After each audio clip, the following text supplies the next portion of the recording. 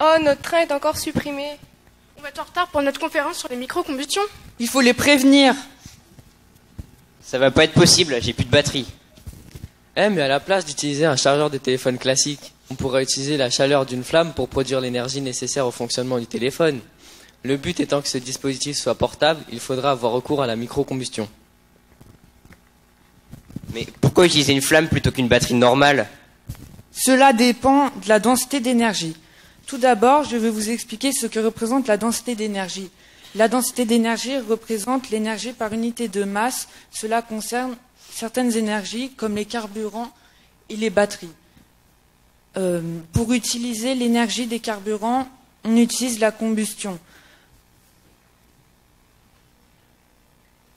La combustion est composée de trois éléments. Tout d'abord, la source d'énergie, comme une étincelle. Le deuxième élément est le combustible, comme l'essence ou le bois. Et le troisième est le comburant, comme l'air. Pour étudier cette combustion, on utilise un dispositif expérimental.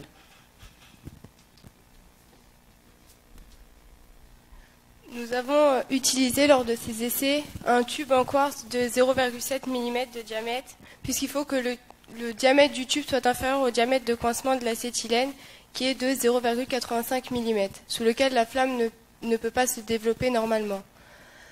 Le tube est donc chauffé par des chalumeaux qui nous permettent par la suite de pouvoir observer différentes flammes de pré-mélange, puisque les gaz utilisés, qui sont l'acétylène et l'air, sont mélangés pour ensuite venir dans le tube.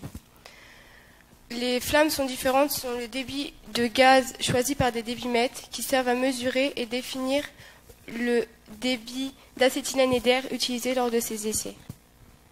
Afin d'observer ces différentes flammes, nous changeons les débits des débitmètres à l'aide d'un logiciel. Les débits sont choisis de manière à obtenir la vitesse d'écoulement et la quantité de gaz souhaitée.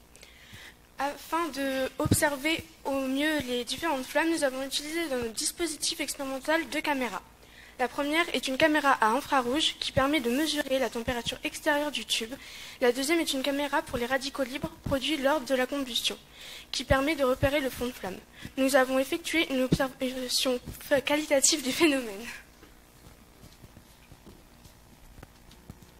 Donc sur cette vidéo, c'est un peu sombre, mais on peut voir quand même le tube, ici, avec les chalumeaux à droite et l'arrivée de gaz à gauche.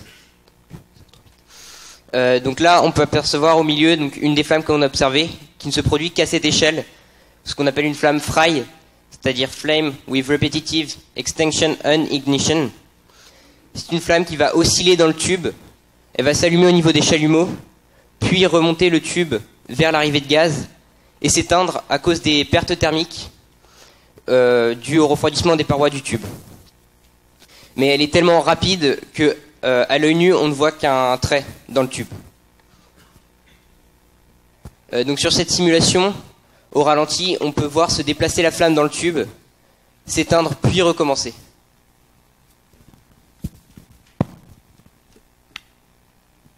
Une des applications permettant d'exploiter la lumière du soleil pour produire de l'électricité est déjà utilisée, par exemple les cellules photovoltaïques ou panneaux solaires. On pourrait utiliser des cellules thermophotovoltaïques pour utiliser la chaleur d'une flamme pour produire de l'électricité. Ce dispositif est nouveau et beaucoup étudié, mais il y a encore des problèmes de rendement d'après un article de 2017. On tenait à remercier ICAR de nous avoir accueillis pendant toute cette année. Nos professeurs référents, Notre doctorant Hugo Chouraki, Le lycée Benjamin Franklin, Madame la proviseure, Madame Falibaron. édifices et surtout vous, le public, pour votre écoute.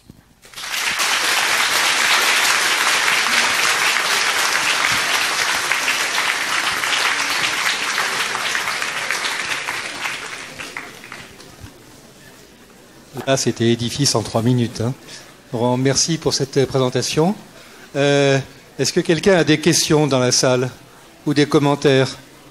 Est-ce que quelqu'un a son téléphone épuisé?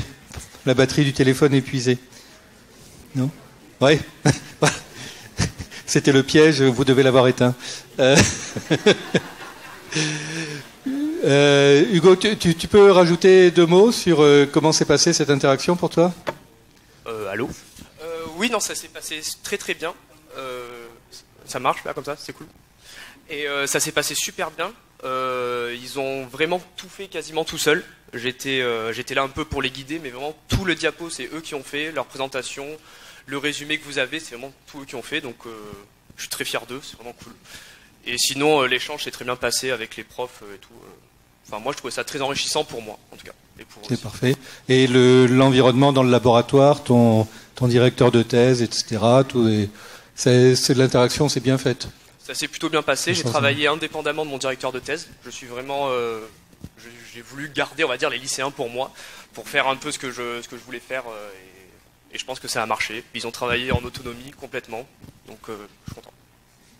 Bien, parfait. D'autres commentaires ? Non, tout le monde aura eu le même plaisir. C'est très bien. Bon, ben merci.